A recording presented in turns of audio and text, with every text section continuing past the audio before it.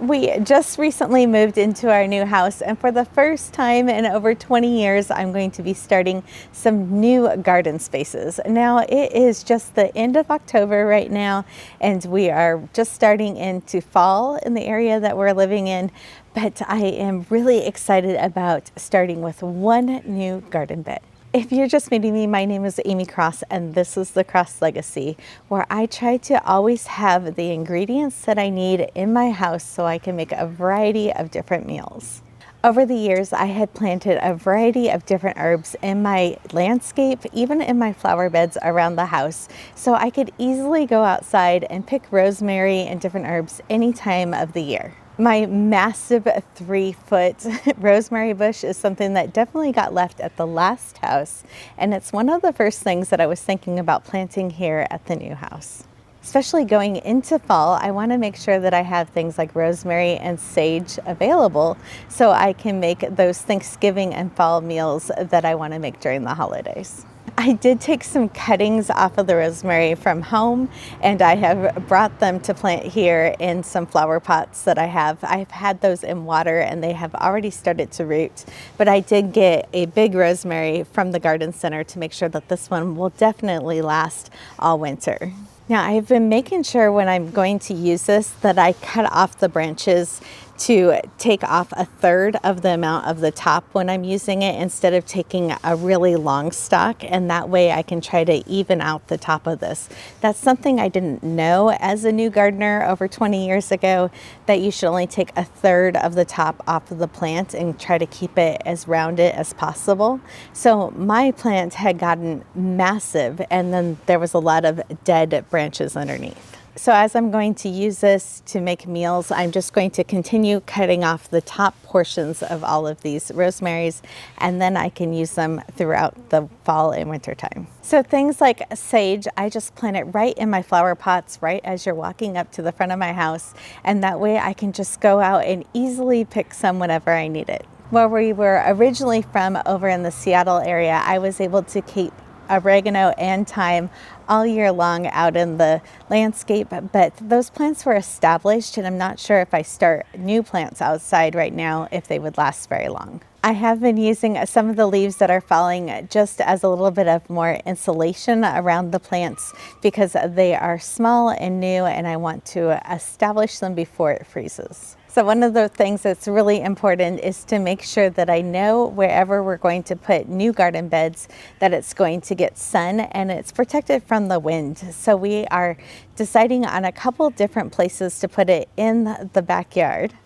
But we also have some major projects that we're hoping are going to happen in the next couple of months, which include building a new building out here in our backyard, which is much smaller than what our old backyard used to be. So as we are deciding where exactly we're going to put that office space, and hopefully at some point we also want to rip down the single car garage and build a larger garage for Mike, we want to make sure that we're not putting the garden bed somewhere that we're going to have to move again soon. I've also been watching the sun pattern and making sure that we have sun across the yard in the couple different places that we're talking about putting the garden bed. We're still trying to decide exactly where we want to put it, but I want to make sure that it gets enough sun, and for us going into the fall and winter, that it also gets a little bit of protection from the wind. One of the things that I hated about moving is that we left our old garden beds in our old yard, and now we are starting fresh with new garden beds. But also, I am pushing 50 and I'm realizing that I don't want really low garden beds anymore that I have to crawl around on the ground, because I want to enjoy these for the next 20 plus years. So the garden bed that I decided to start with was to do one that I can stand up around through the winter, so I'm not having to get down and get dirty. So this one is a 32-inch tall garden bed, which is going to cost a little bit more to fill up with dirt.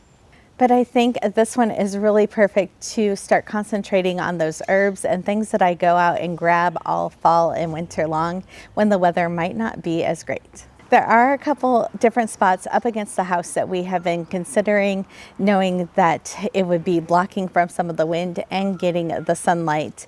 And we are kind of liking this little corner that is kind of unused space because there's not a gate in the fence here. The other spot we have been thinking about is near our heat pump and seeing if we put a garden bed there, if it would kind of help balance out the look of the bulky heat pump in our yard. Over in the corner of the yard that has the fence and is blocked by the house, I think is the spot that's going to win out on what we're deciding. And we have some flagstone here at the house that we're going to use to put around the outside edges of it for weed control. This box is 42 by 42 squared, so it gives us plenty of space to be able to start this new herb garden. We had a couple different styles of Vego garden beds at our old house, and when we moved, we knew we wanted to have the Vego garden beds here at the new house. We were just going to try some different shapes that worked with our new yard size, and I love that they have such a variety of shapes.